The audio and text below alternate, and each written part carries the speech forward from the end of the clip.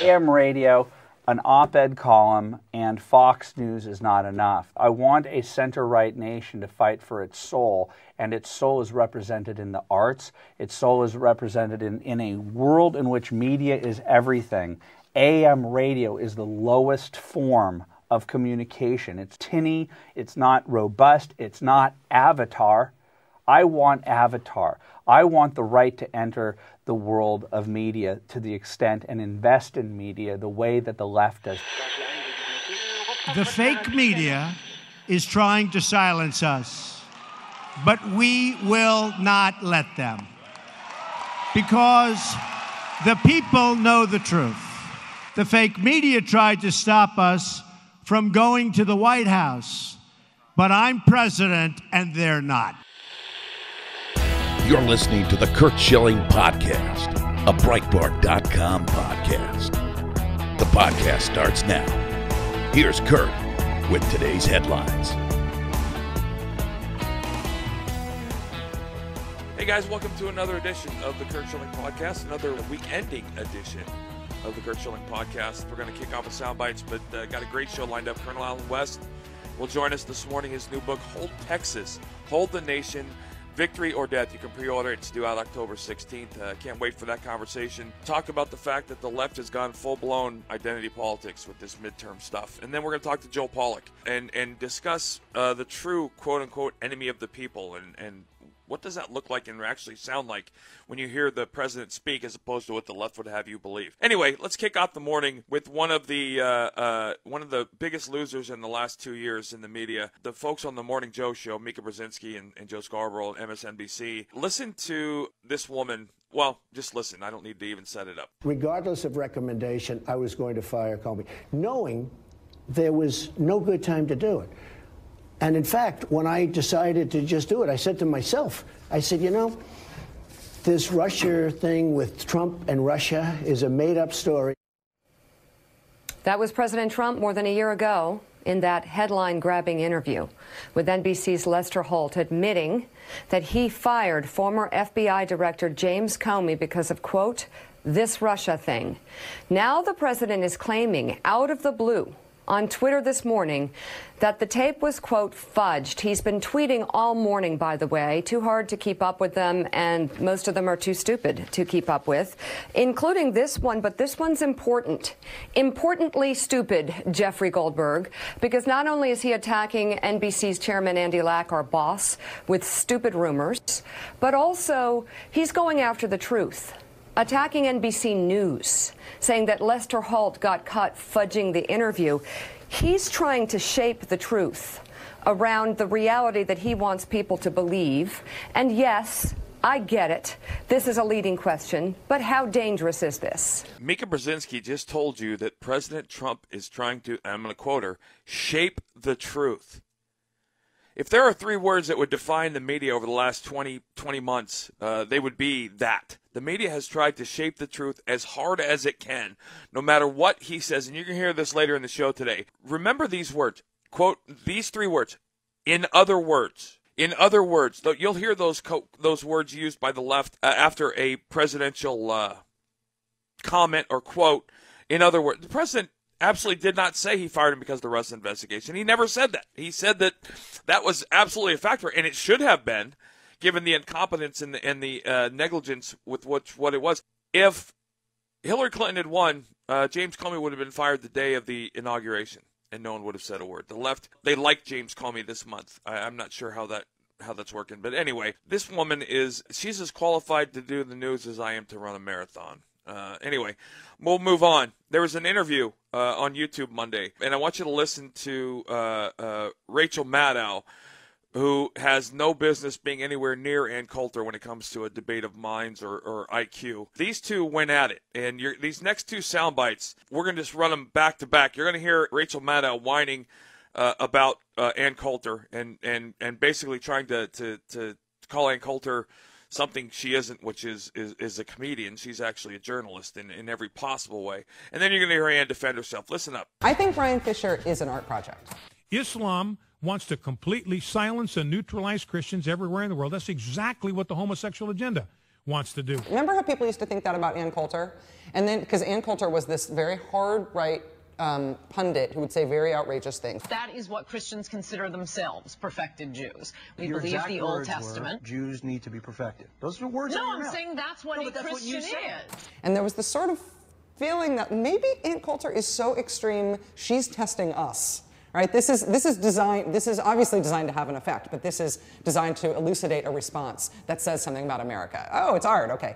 Unless the bomb is inserted under the foreskin, and by the way, I don't see a clear angle on the anus. But then Ann Coulter was revealed not as a political player or even as a pundit, but essentially as a comedian. She's a conservative comedian. That's what all of her books and all of her appearances are now.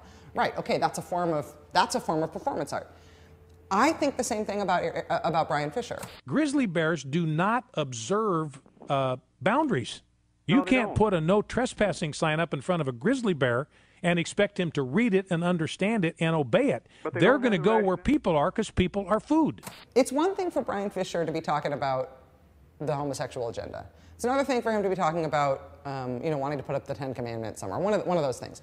But Brian Fisher is talking about grizzly bears? That's why you got to shoot them. You don't have to shoot them. Yes, you do, or they're going to eat you. Okay, then if it's a choice between me and the grizzly bear is going down. Brian Fisher thinks that grizzly bears are a grave satanic threat to America, and we must wipe them out.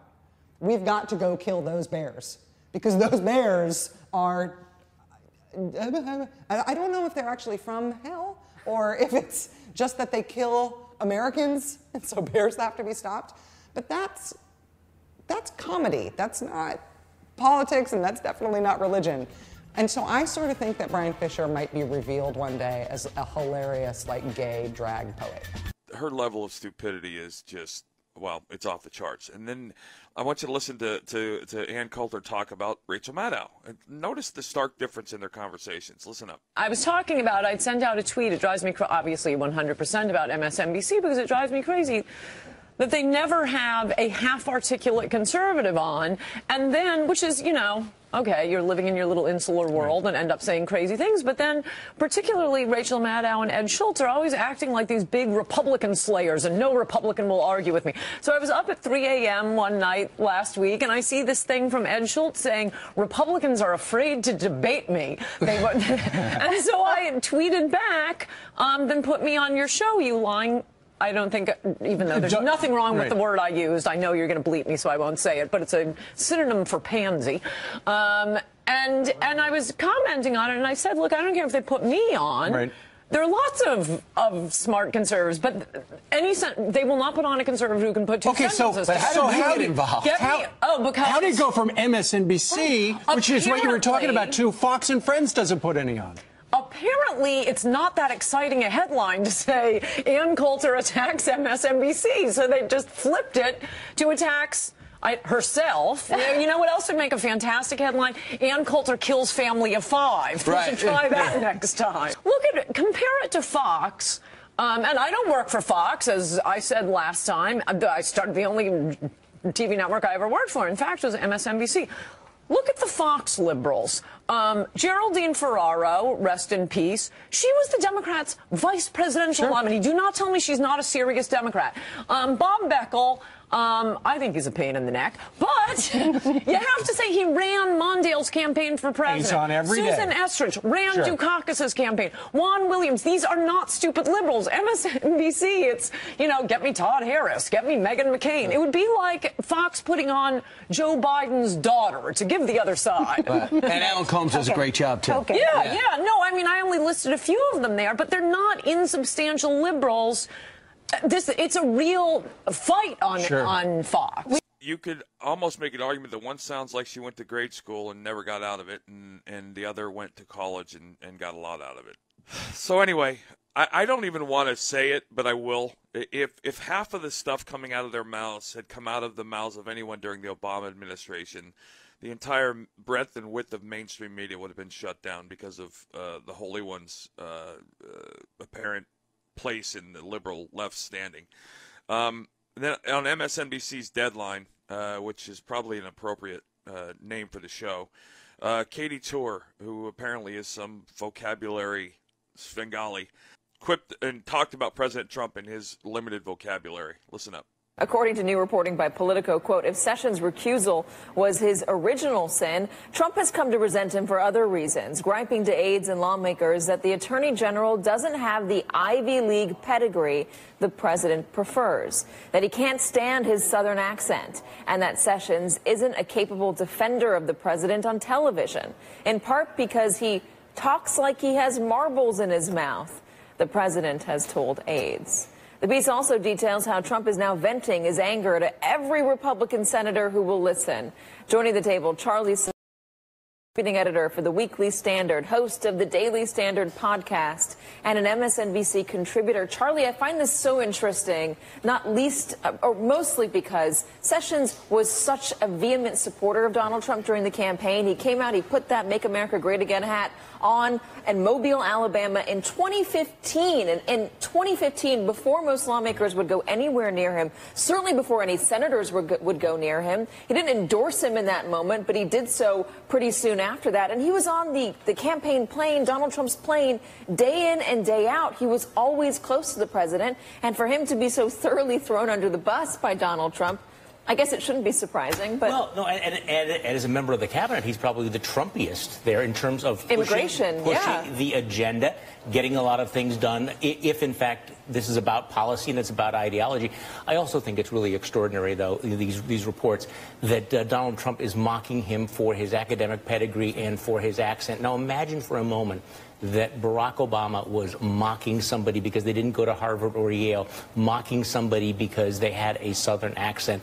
You know, this whole campaign about, you know, the elites versus the populace, isn't it revealing that this is where Donald Trump goes? Also, the hypocrisy. He's got a vocabulary of about 10 words. I mean, I know I'm slightly exaggerating here, but analysis done on the way he speaks puts him at, I think, a 4th grade level. At one point during the campaign, it was a 2nd grade level. But he's a very stable genius. Very stable genius. Very stable. Did you not see the irony in that, or the hypocrisy in that conversation? They just got done literally right on the heels of saying Donald Trump is the elite versus the non-elite, or the elite versus the rest, and then they start to talk about how stupid, how smart they are, and how stupid he is. I mean, they literally tried to make it a class war, and then became the class war. What a joke! And then you have our president himself. Notice, by the way, that entire soundbite was based on what, in other words, what he might have said, what he meant, what he thought. Nothing about direct quotes of what he specifically stated, which is the next soundbite. This is President Trump, our president, last night in Evansville, Indiana, doing what a president's supposed to do and lead. Listen up. Today's Democrat Party is held hostage by left-wing haters, angry mobs, deep state radicals, establishment cronies, and their fake news allies. Our biggest obstacle and their greatest ally actually is the media. You can believe it. We've got stories that are so big and the media doesn't pick them up. We have stories that if that was about a Republican or a conservative, it'd be front page of every newspaper. And we have them, and they just don't want to write them. It's a dishonest group of people. I will tell you that. You can have the biggest story about Hillary Clinton. I mean, look at what she's getting away with, but let's see if she gets away with it. Let's see. All I can say this, our Justice Department and our FBI at the top of each, because inside they have incredible people, but our Justice Department and our FBI have to start doing their job and doing it right and doing it now. Because people are angry. People are angry. What's happening is a disgrace. And at some point, I wanted to stay out, but at some point, if it doesn't straighten out properly, I want them to do their job. I will get involved, and I'll get in there if I have to. Disgraceful. And the whole world is watching, and the whole world gets it. and the whole world understands exactly what's going on. I don't need to add a lot to that. He is what he is, and he's been what he is, and he always will be. And I love it. I love it. So we're going to take a short break. Colonel Alan West will be joining us here in just a minute. Sonny's Corner with Sonny Johnson. I want to actually take a couple of the references to Donald Trump from hip-hop. And then we're going to try to see if we can figure out why they like Donald Trump. Jay-Z said, I'm at the Trump International. Ask for me. Raekwon said, I'm the black Trump. They are comparing themselves to what he represents. His wealth, his achievement. Capitalism. Sonny's Corner with Sonny Johnson. Saturday from 1 to 3 p.m. East on Sirius XM Patriot 125. You're listening to the Curt Schilling Podcast. Once again, here's Curt Schilling.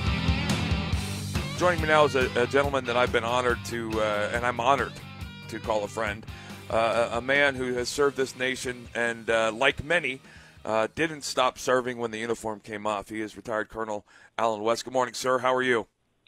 Good morning, Curt. It's an exciting time. You're getting winding down baseball season. Who's your picks? Who's your pick? There's a lot of caveats right now because I don't know if Chris Sale's completely healthy. I'd have a hard time picking against Boston, although I do like what Cleveland did. But I'm thinking we're going to see the Cubs back in the World Series probably. Wow. I think the Cubs and yeah, I wouldn't be surprised to see a Cubs-Houston World Series now. So wow, that'd be a good one.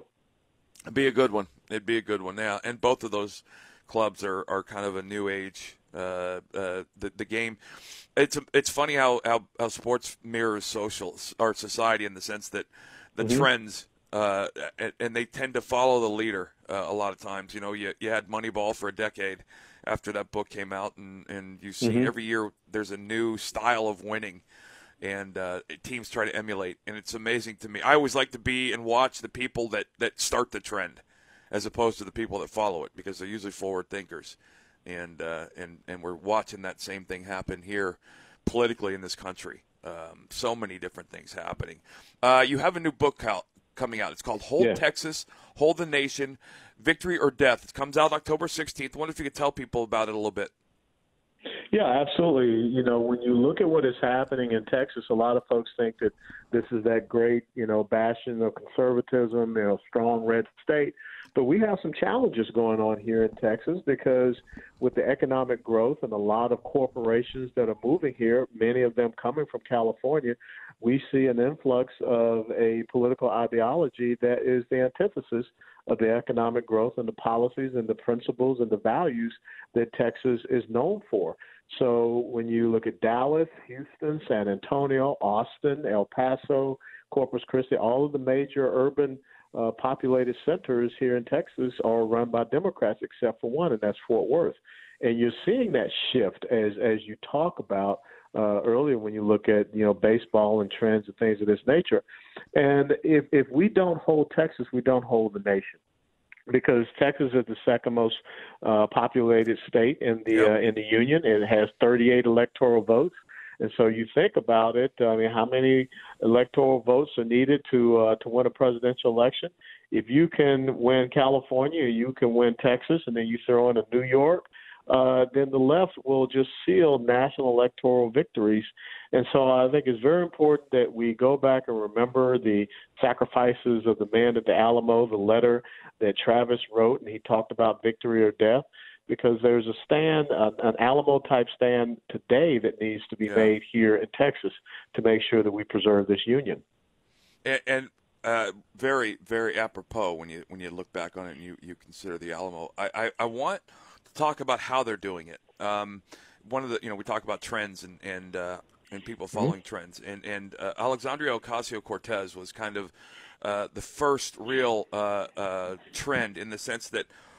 And I don't remember. I don't know if you remember during the WikiLeaks stuff that the documents that leaked out from the Clinton campaign, and they were trying to fill staffing spots, and all of the candidates, not one of them was listed by a potential skill. It was all about their race, their ethnicity, their religion, their sexual persuasion, and the left has managed to, I don't know if it's sneak up, but they've kind of sort of bludgeon their way in with identity politics has nothing to do with qualifications and everything to do with what color their skin is, what sex they are. It has nothing to do with the quality of the candidate. And, we just saw some my God, I don't know how far left we can see or how far more left we can go with some of these candidates, with Gillum and some of the other people that are winning these primaries. These are socialists. They're not like left-leaning Democrats. They're avowed socialists who are no longer hiding their platform. And you're right, Texas is being overrun, number one, because of its business-friendly policies that are very Republican and conservative, and they're being overrun by people fleeing from a socialist state in California. Well, it's amazing to me. I call it the locust effect, and that's kind of what I address in the book, and that you have the progressive socialists that will destroy California. You go back and look at its history. California gave us Ronald Reagan. California gave us Richard Nixon. Now look at California today. And what California is doing is exporting progressive socialism. You look at Colorado. It used to be a red state until people came to Colorado from California, and now Denver and Boulder, pretty much so dictate the statewide politics there. And it's a blue state. You look at Arizona, you look at New Mexico, you look at Nevada, and now it's crept over to Texas as well. Now, when you look at this Andrew Gillum and also Stacey Abrams, who they have now running for governor in Georgia, and look at here in Texas, the person that you have running for governor, Lupe Valdez. Now, she is a little bit older. She's 70, but she's a Hispanic female, openly lesbian individual. And so what they're doing is the identity politics is overriding the quality of the person because they don't want to talk about their policies, because their policies always fail. Like we have always said, just look at Venezuela. But what you want to do is to have that cool, trendy thing that people say, I'm going to vote for that because I don't want to be a racist. I don't want to be a sexist. I mean, that's what Barack Obama was all about, an empty suit individual that ran on a historic moment. Here in Texas right now, we see Senator Ted Cruz, facing a really tough race against a person by the name of Robert O'Rourke. He's a representative from El Paso. But what have they done? They have rebranded him with this Hispanic nickname of Beto, B-E-T-O. And I call him Beto Bailey, actually. But what you find is that his little, that those signs are everywhere, B-E-T-O. The bumper stickers everywhere, B-E-T-O. You interview people and they say the reason why I want to vote for him because he reminds me of Robert Kennedy. Well, what about the policies that this guy stands for? Here's a guy that stands for redistribution of wealth. He stands for open borders. He wants to abolish ICE. He wants to impeach the president. And he's running for senator in Texas. And, there are some polls that have him within, the margin of error, 1 point or so of Ted Cruz. And so that's why we need to be alert to what the left is doing. They're coming into successful red states. They're taking over the population centers. It's happening even in Tennessee, where I went to the University of, because they're controlling, Nashville, Chattanooga, Memphis, or whatever. And so the outlying rural areas where you don't have a density of population, it just becomes irrelevant. And then the next thing you know, they flip the state. Yeah. Well, it's a micro look at what the last electoral map was, which was, those big couple of locations that were blue. And I said, if we can, one of the most encouraging signs that I've seen recently is, and the left has begrudgingly admitted that the black vote is turning. And not in numbers, not in the numbers it should be, by the way, but it is turning to numbers that are mattering. And we're talking about moving from 6% to close to 30%, which is logical because people are working, people are making money, people are middle class is thriving, the lower middle class is thriving. Here's my problem, though. I live in a country, and I guess if you were to lay the Constitution down and you were to explain it to somebody at a grade school level, you would get a document in a set of rules that was the antithesis of radical Islam. I mean, there couldn't be two more opposing ideologies than Christianity and the Constitution and radical Islam and all of the things that are with that. We're seeing people that are avowed radicals that are actually moving into our government, and I don't understand how that happened, I guess, is what I'm trying to say. I know the left is, we play sound bites every day from the left that just continues to expose their ignorance and their stupidity. But the fact of the matter is, now in California, you had a political appointee who wasn't even a legal citizen, and they touted it. Mm-hmm. They want to be the first in everything. And I say that for I have experience at it. When I got fired from ESPN, or when I got suspended, they literally were so proud of the fact that Jessica Mendoza was going to be the first woman to broadcast on national television. It had nothing to do with qualifications, everything to do with the fact that she was a woman. I love Jess, but it was just it screamed left and it screamed liberal, and we're seeing Islam get. I guess I hate to say it like this, but it's got a toehold in our country, and I don't know that we can how to change that or if we can fix that.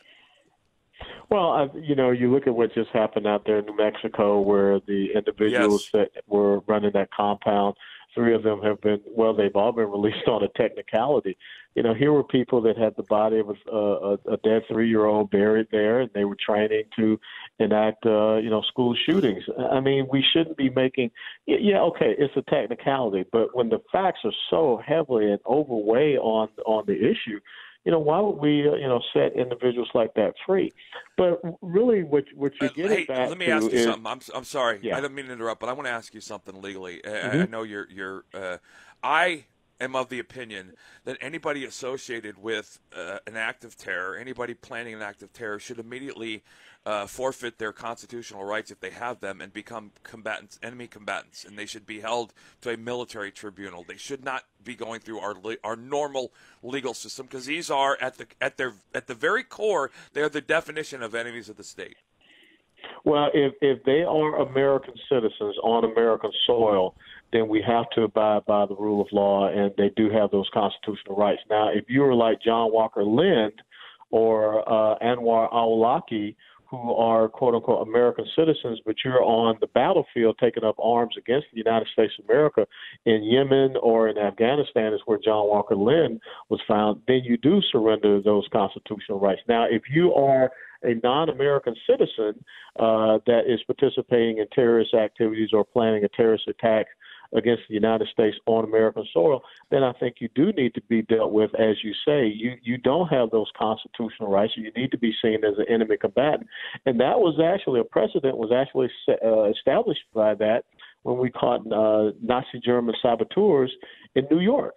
And they were taken through a military tribunal and summarily executed. But, we can talk all day about how we need to define this current battlefield. War on terror is a horrible misnomer.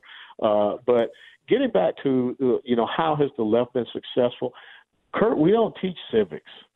We don't teach the foundations of this country. We don't teach history or whatever. As a matter of fact, most times in high schools and definitely on our college and university campuses, we have these professors that are teaching left-wing policies. We have professors that are teaching that socialism is a great thing. They're not teaching the failures of socialism. They're teaching redistribution of wealth and nationalizing economic production as positive things. And so until we get to the point where the left needs 3 things to survive in the United States of America or anywhere. It needs the control of the media, it needs the control of academia, and it needs the control of courts. Because when you think about the leftist agenda, it does not pass legislatively. In America, it's been passing by, judicial activism. And that's why the left here in America is so upset about losing control of the Supreme Court. And now we see many people calling out the media to include social media, and so they're getting nervous about that. Then the other thing are our schools. And that's why I tell people the most important elected position in the United States of America is school board. We have got to get people on our school boards so that we can get away from this system of indoctrination. So those 3 things, the control of the media, control of the schools, the control of the court systems, and I guess you could say a 4th thing, the culture, the entertainment industry. They have control of that. That's why we find ourselves in the position that we're in America. Yeah. It's a product of our own doing. I mean, we've got nobody, the apathy in the voter is coming back to haunt us in many ways. And you're right. And there's no easier way to find out how our system has failed us. When you then watching, and I don't care who it is, ask any socialist to define socialism or Nazism, and they cannot do it. They have no idea what it is they're actually asking for. Because, first of all, half of them are feckless people and weak people who would be the first to go in a socialist society. Hell, all you have to do is look down to south of our border in Venezuela and the fact that children are going through garbage to eat and to understand what socialism will do to and again, socialism has never ever succeeded, ever, anywhere. But again, how do you stack that up with it? Socialism has failed everywhere it's ever been, and these, I'm using air quotes, quote unquote, educated people who believe it is the only possible future for this country. Well, let me throw out a little Southern lexicon here and euphemism that, my parents kind of raised me on. They said, a person can have a whole lot of book learning, but they ain't got a whole lot of common sense. So I think that you find a lot of people that they've got all this book learning. I think it was Ronald Reagan that I think that, if I can paraphrase it, he once said that a socialist is a person that has heard of Marx and Engels. Conservative is a person that has read Marx and Engels. And that's the key difference. I mean, they just hear these things. They think it's trendy. They think it's cute to go out there, cover up their faces in black masks and, create violence and chaos. But then when you say, well, you're the real Nazis, I mean, that's what the brown shirts did back in the 1930s. They're like, how dare you say that? Well, this is who you are. Or when you say democratic socialism, what's the difference between that and National Socialism? That's what Nazis stood for. Or when you try to tell them that, Margaret Sanger was a racist and a white supremacist, and she's the founder of Planned Parenthood. Look at what Planned Parenthood is doing in the urban communities. They don't know these things, and that's why we have such a high ground, because we have a knowledge and a base of understanding that if we would just go out and say it, of course they're going to then, throw themselves in an apoplectic rage. They're going to start calling you names or whatever, but that shows that you win in the argument. Socialism and what they believe in cannot stand up to scrutiny, and that's why you have this censorship. The problem is that they lie, and one of the big lies is they managed to create an argument where we seem to be, we appear to be on the opposing side of healthcare, which is not true. Yeah. They want, what's wrong with healthcare for all? Well, here's the thing to understand: healthcare for all can only be mandated by a state-run healthcare system.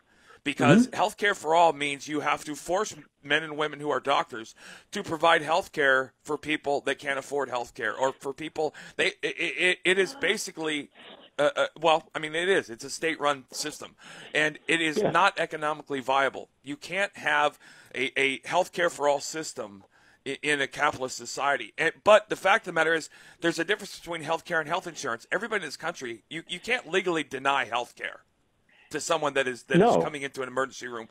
You can deny health insurance, but the fact of the matter is, when we argue about health care, we try to, like anything else, we try to explain to them, listen, I too want everybody to have a lot of money. But the fact of the matter is, that's not how it works, because to provide everybody with money would mean the government would have to take money from some people who work their asses off. And there's no easier definition of socialism for school kids than saying, here's how this works in class. Everybody, no matter how hard you work, gets a C. No Fs, no As, everybody gets a C. Doesn't matter what you do. Sit at home, miss class, you get a C. You work your ass off and twice as hard as everybody else, get a C. That's what socialism kind of in a very fundamental way is. And they just don't get it. Finally, I got to go, but I want to ask you a question real quick. Don Lemon the other night, I played a soundbite where Don Lemon was calling Antifa. He was very proud of Antifa, what they were fighting for. And I couldn't help but think about the fact that we're 50 years, right around 50 years ago, we had the Civil Rights March, in which black men and women were ousted from public places all over this country, physically, violently assaulted. Recently, Antifa ousted Candace Owens from a restaurant in Philadelphia and spit on her and assaulted her. All white Antifa members, by the way. And it had a very vivid pictorial likeness to the 60s. And Don Lemon was supporting them. And I wonder, as a proud black man who's worked his ass off his whole life and defended this nation, if you had any thoughts. Well, of course, Don Lemon is, supporting that which is the most abhorrent behavior. Don Lemon is supporting a domestic terrorist organization.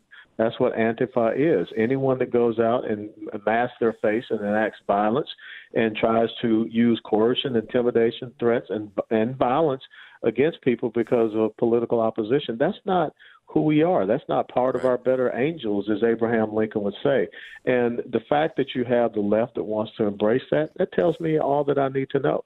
This is an ideological battle that we're in for the future of the United States of America. Yeah, well, and on that same soundbite, Colonel, they also said Antifa was a mostly black organization, which was that the race shows you card something. again.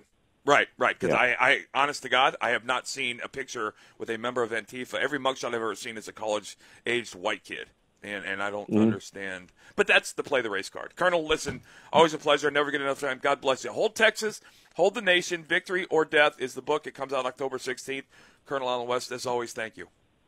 You got it. You can pre-order it now. Breitbart News Tonight with Joel Pollak and Rebecca Mansour. The real thing that the left is angry about is they're like, how could you allow these Russian memes? Somebody saw a meme and then they decided they had to vote for Trump. Or it must have been fake news. And by fake news, they mean conservative websites. Come on. But this is what the left thinks. Fake news. And by fake news, what they mean is shut down Breitbart. Breitbart News Tonight. Weeknights starting at 9 p.m. East on Sirius XM Patriot 125. We want to hear from you. Tweet the show at Garrick38. Once again, here's Curt Schilling. Joining me now is one of the movers and shakers here at Breitbart, a guy who is on the cutting edge of just about everything and every big news story we're doing. He is one of the big contributors to Breitbart Jerusalem. He is the one and only Joel Pollak. Joel, how you doing, buddy? I'm great. How are you? I'm good. I know you're busy, and I know things are moving at a rapid pace. Last night, President Trump was in Evansville, and he was talking about, and in my opinion, I think he's getting ready to enter the boxing ring with the Googles and the Twitters and the Facebooks of the world. Excuse me. And I don't know what that fight looks like. I do know that everybody's going to be affected by it because it's going to have a significant influence. I don't know how much of an influence, but there will be some sort of an influence in the midterms.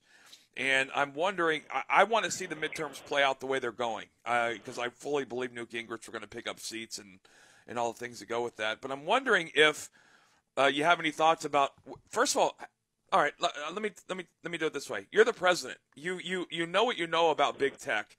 What is your next move in that argument? Well, let's just set the stage a little bit. This is the equivalent of the IRS scandal back in 2011, 2012. Remember that after the Tea Party won the House for Republicans in 2010, and you were part of that, I know, endorsing Scott Brown back in that special election. After Democrats were shocked by Tea Party, the IRS started reviewing and blocking the nonprofit applications of tax-exempt conservative groups or groups that should have been tax-exempt. And those groups could not raise money as a result. And because they couldn't raise money, they could not be active during the 2012 election cycle when Barack Obama was running for re-election.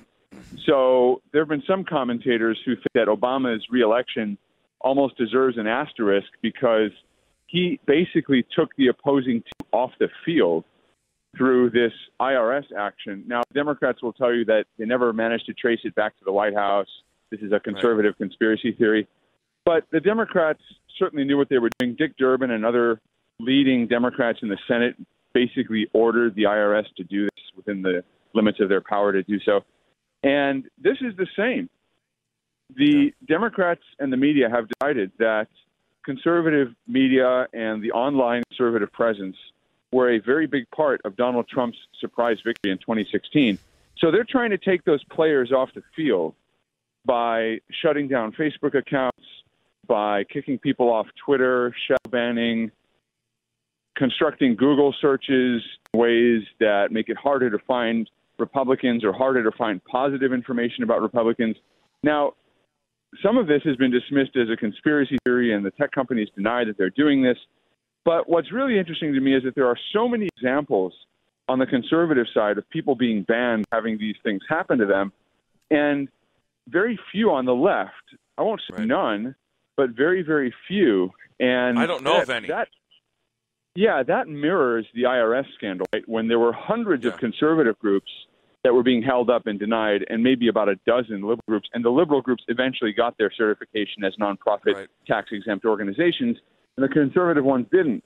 And you're seeing a similar pattern play out here.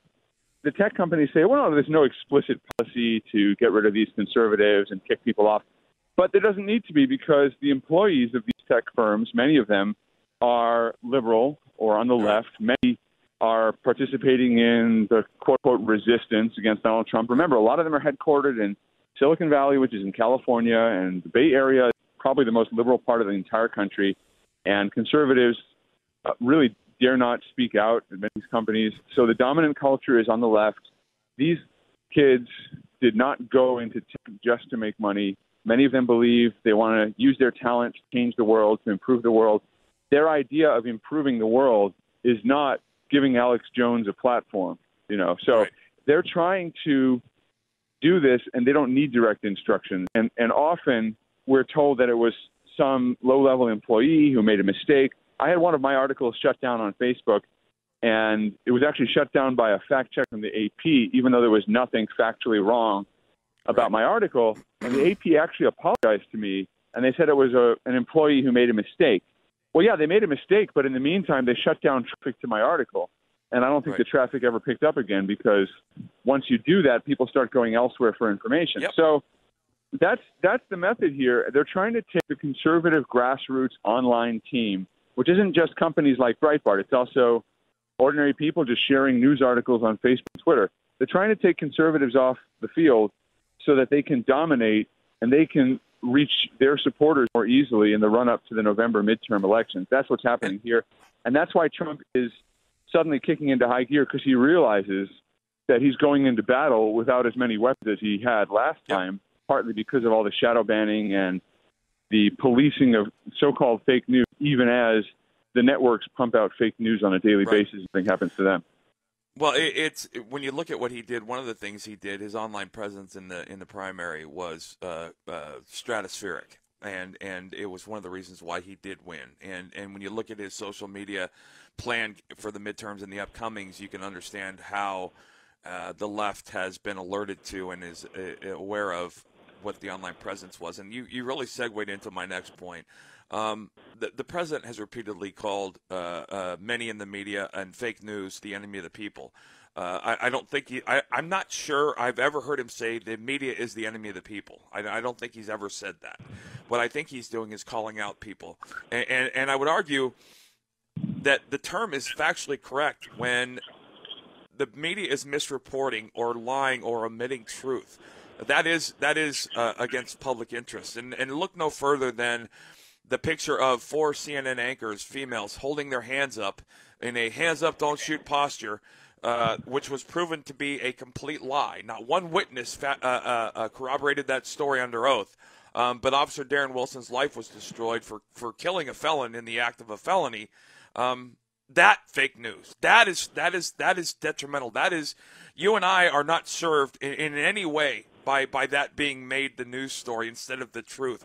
Alex Jones is being shut down by outlets because they don't like what he says. And I continue to try to people. That's exactly what fascism looks like. Fascism is about squelching opposing voices that you don't like or don't agree with. And they have managed to somehow make the college-age kid nowadays believe that they're in the right, and they're justifying the violence of these people. And I don't. Well, hell, Don Lemon was on the other night, and I said this earlier with Colonel West. Don Lemon was on the news the other night defending Antifa as a group of people fighting against fascism, which is the exact opposite of what it is. Right. You know, I don't like the phrase "enemy of the people." I don't think that a president should use it, but I think that sometimes the media behave in ways that set themselves up as, let's call them the opposition to democracy. Yeah, what would you call them, Joel? That's what I would ask. What would I'd call them what Steve Bannon called them. You know, they're the opposition party.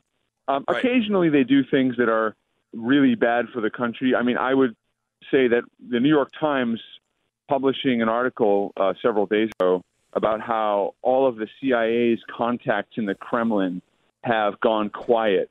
You know, that's basically a violation of national security. I don't know where they got their information from, but I'm sure it doesn't help the CIA, and it does help Vladimir Putin to know that the CIA is not getting information. That helps the Russians figure out who our spies are. I don't think that's in the national interest. It's very much international, but I don't think the New York Times is the enemy, okay? So people make mistakes of judgment and so forth. I think that many of the people involved in the journalistic profession think they're doing what's right for the country. So subjectively, they're not the enemies of the people. But, you know, if you look at the great Henrik Ibsen play, An Enemy of the People, you know, great phrase.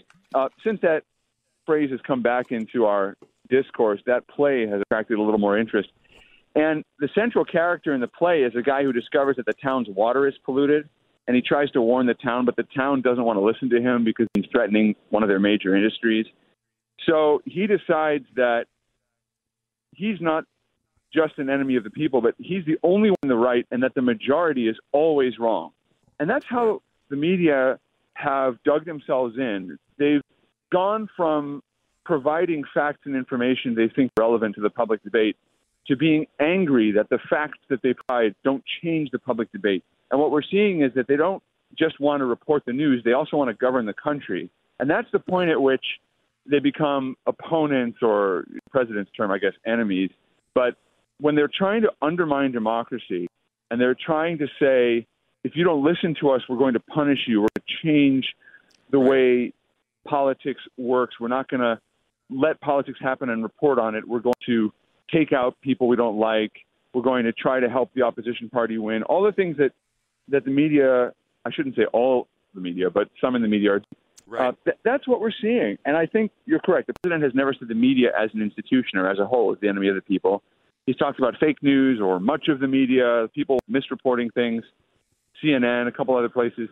Look, I don't think the phrase is helpful, but I think the media ought to take a look in the mirror and live up to a higher standard. They should report the facts and report the truth. They should also accept the verdict of the voters, and they still haven't about 2016. So that's why you're seeing this tension. And I think that the way to unravel it is for journalists to step up and do a better job. And you do see that. You do see some do that. Well, there's a few happening. They're scattered. Yeah. Excuse me. Let me ask you something, though. We're at a point in place. It's a very interesting and very scary time. You can't disagree on a fact, right? I mean, a fact is a fact. The sky is blue. And if you're looking at a blue sky, that's just a fact. But we're in a place now where and you said this, you wrote an article, and I found it to be very spot on in the fact that fact-checking is now a kind of a punchline. I mean, Snopes and all these other hardcore left-wing fact checkers, they're not fact checkers. They're people who want to make sure you think the facts don't say what the facts say, because the facts don't support their argument. But how are we in a place now where debating facts has become kind of what's happening in the public forum with the news? Well, that's because the fact checkers aren't really checking facts. Sometimes they're also checking opinions or figures of speech.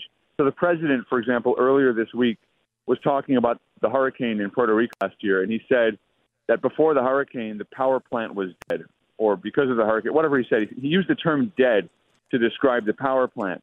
And the New York Times fact-checked him, or he fact-checked him and said, no, it wasn't dead, it was just largely offline. Okay, I mean, you know, that's dead. I mean, everyone understands what the president meant. It had a couple of generators going. Okay, technically it wasn't entirely dead, but it doesn't matter because it's a figure of speech. The problem is that the public is on this game where the fact checkers aren't really neutral referees in the public debate calling balls and strikes. The fact checkers are part of the media that are trying to take down the president. I mean, the best example, the one everybody saw in real time on live television, was in the second presidential debate between Mitt Romney and Barack Obama, when Mitt Romney said correctly that Obama had not acknowledged the Benghazi terror attack as an act of terror. And Candy Crowley, instead of letting Obama just respond and defend himself, interjected and said, well, actually, he did. And then she was wrong and had to come back after the debate and apologize for being wrong. But by then it was too late because her intervention so delighted the Obama supporters in the live audience in the studio at the debate that they broke out into applause. So the audience at home watching on TV or listening on the radio heard the audience break out in applause at something Barack Obama said, which tells the audience, hey, Obama's a great guy, and hey, maybe he was right about that, and Mitt Romney was wrong about it. Created a terrible impression, and that was the goal. I mean, I think she intervened because she wanted to defend Obama. And that's what people sense about these fact checkers, that even if they get the facts right in an individual article, the question is, whose facts do they decide to check? Are they checking both sides equally? Now, sometimes check the left and they'll criticize the left, but I've seen a lot of instances where they write articles where they purport to check a fact, and if you know something about that issue, you know they got it wrong, even in their fact check. So, look, the truth is facts may not matter that much to public debate. And I think that people are still good enough at figuring out how to work together to solve common problems. The society that we live in is a successful one. Our local governments still work pretty well. Our school boards, our communities, even at the federal government, we manage to do some things once in a while. What's happened is our media have become so divisive and divided. And as individual consumers of media, we're also dividing each other into little groups and enemies and friends and so forth. I think we all need to settle down a little bit, maybe not during election season, but afterward. I think there's room for voices to come out to help guide us toward establishing a healthier national dialogue. Let me see. Excuse me. I got to close it out. I'm going to ask you this final thing. One of the things that I noticed the other day, and it's something that now I'm hypersensitive to, is that every time I went back and did it 5 or 10 times, and every time it was true. Every time the left in the news says something of a President Trump quote, they'll let the soundbite play, and after the soundbite, the first 3 words you hear from somebody on the left is, in other words, what he was saying. And I've noticed that is a way to turn whatever they want to turn from a quote into what they need it to be instead of what it was. In other words, what he was saying is, that's a dog whistle for racism. In other words, and that has become kind of their calling card to lie. To make you think that that a reality they want you to believe is actually what it is, and it's not. It's a lie. Right, and you saw that last week with his tweet about South Africa, where he basically was simply saying he was going to have the Secretary of State review South Africa's policy on land reform and the farm murders that are going on there. And everybody said what he was saying was what these white nationalists say, which is that there's a white genocide, and that's not true. And how dare the president suggest that? And so they invent something he didn't say and then object to the thing he didn't say and call him a racist because he said something that he actually didn't say. So, yeah, you're totally right. They need to invent that reality, and that's why they're still stuck in a bubble. And, I'm not sure how the elections are going to go in November, but they may surprise some of our media friends, and even if they don't, there are going to be other surprises that they don't anticipate because they are living in what is to some extent an invented reality. And so are we all. I mean, we all look at facts that reinforce our views. We tend to emphasize those, but I think the media are still trapped in the biggest bubble of all. Yeah, I agree. Joel, it's always a pleasure, man. Thank you so much. Keep doing what you're doing. Thank you. A couple thoughts about today's show and something I would love for you to look forward to going ahead or pay attention to. I mentioned this, and you've heard it in the sound bites, and I think I would argue that the sound bites are probably in addition to the amazing guests, but I feel like the sound bites are as important a thing as we do here, because it's not enough to tell you or our opinion or my opinion or what we think of the left. It's much more powerful to hear it out of their mouths, directly out of their mouths. And one of the things I mentioned today, and one of the things you heard me say, and I want you to pay attention to going forward. is the left's destruction or attempted destruction of this presidency, of this administration, revolves around three key words. And those words are, quote, in other words. The left cannot, will not use, refer to, or play sound bites fully all the way through. Go back and listen to the Lester Holt interview, the unedited Lester Holt interview, and you'll understand exactly what the president was saying. The way it was, first of all, it's not unedited, so that's number one. But number two, the president didn't say what they wanted him to say. He said what he said, and they told you what he meant. And if you haven't gotten that, understand, again, I think it's incredibly important and I don't care if you're left or right but both sides are doing it.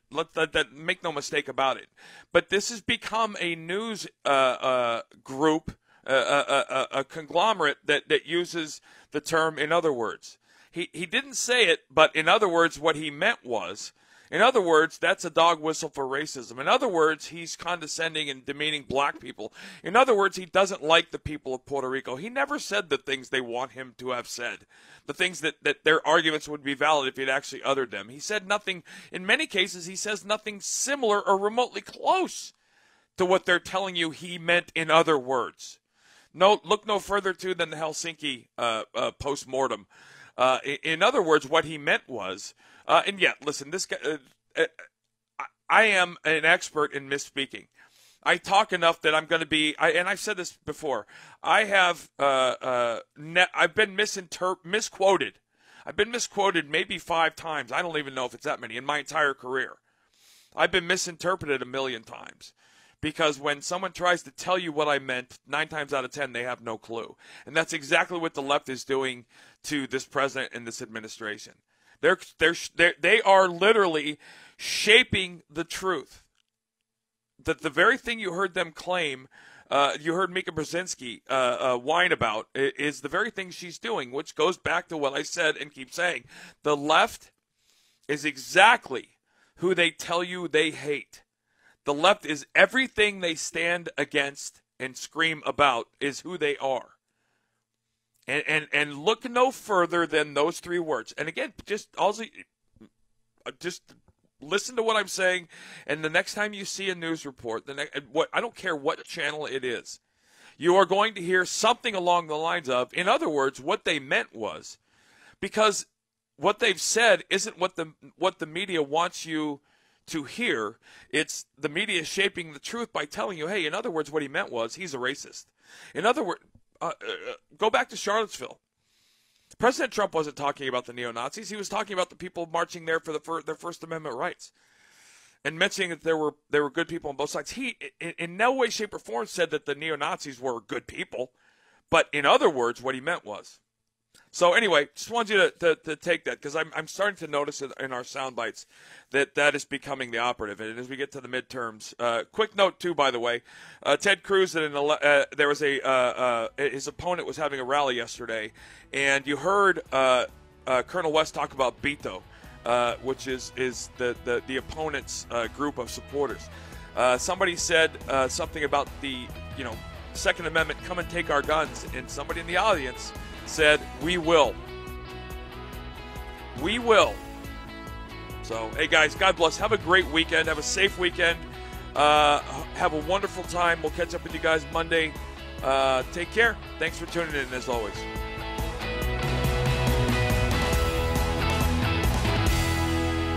Breitbart News Daily with Alex Marlow. Why did we see some of the Republican kissing of Mark Zuckerberg that was taking place? I called it kissing the ring, because I felt like every single person practically had to kiss the ring of this guy, who wants to do nothing except get all those people out of office. So, bizarre behavior from the Republicans. Breitbart News Daily, weekdays at 6 a.m. Eastern on Sirius XM Patriot 125.